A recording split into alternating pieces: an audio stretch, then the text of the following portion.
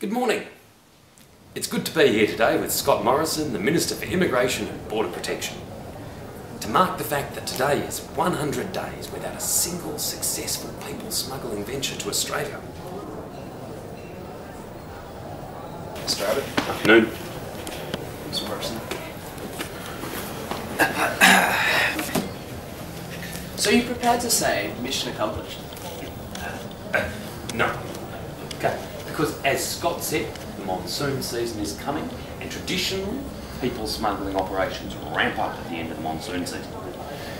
And not only are the consequences of the former government's failure the 30,000 people who arrived illegally by boat, but there are some hundreds of people in Nauru and about 1,300 in Manus, and that all has to be dealt with. So, I think it's too early to say that the job is done, but we can definitely say that the way is closed. We can safely say that the way is closed. The way is closed.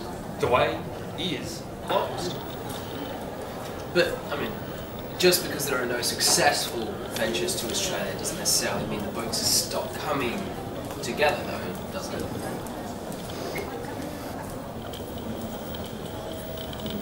Well, that's exactly right. In that 100 days, how many boats have been turned around? Well, I'm not going to comment on operations on the water. Could you say it was around 66 boats that arrived? Well, the whole point of turning boats around where it's safe to do so is to send an absolute and unmistakable signal to the people smugglers. The game is up. Can I just add one point to that, and that is that the region asked Australia, in regards to these policies, to take the sugar off the table.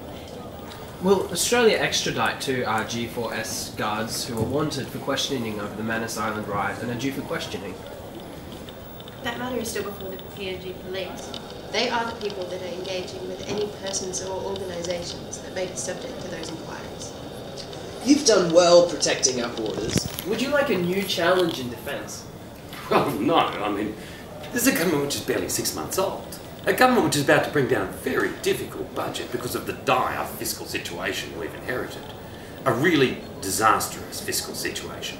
$123 billion of cumulative debt. $667 billion of projected debt. So the last thing that anyone should be thinking about right now is their next job. Because we've got a very big job ahead of us right now. I agree. But this is a sign. This is a sign of what can be achieved by a government that knows its mind and which steadily, purposefully and methodically pursues and implements its policies. I've always said I wanted to lead a government that says what it means and means what it says, and that is exactly what this government has done. Originally spoken by T. Abbott and S. Morrison, not approved by the Australian Government, Canberra.